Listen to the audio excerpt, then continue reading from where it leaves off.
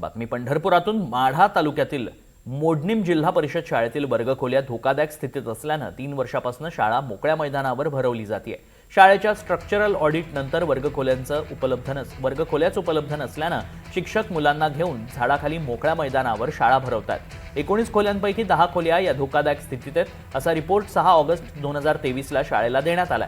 तेव्हापासून विद्यार्थ्यांच्या सुरक्षेसाठी मोकळ्या मैदानावर शाळा भरली जाते। महत्त्वाचं म्हणजे शाळेच्या उतार्यावरही फेरफार झाल्यानं शाळेचं क्षेत्र कमी झालं असल्याचा आरोप स्थानिकांनी केलाय। आमचा वर्ग धोकादायक आहे। खोल्या बंद असतात म्हणून आम्ही दररोज बाहेर बसतो। पावसाळ्यात सुद्धा आम्हाला इथेच बसायला लागते। आता काय करावं लागेल?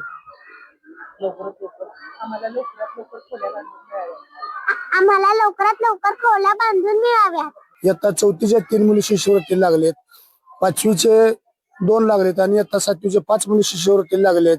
गुणवत्ता अतिशय या शाळेची चांगली असून या केवळ या धोकादायक इमारतीमुळे येथील मुलींच्या पटावर खूप परिणाम झाले। मी आलो त्यावेळेस या शाळेचा पट 422 होता।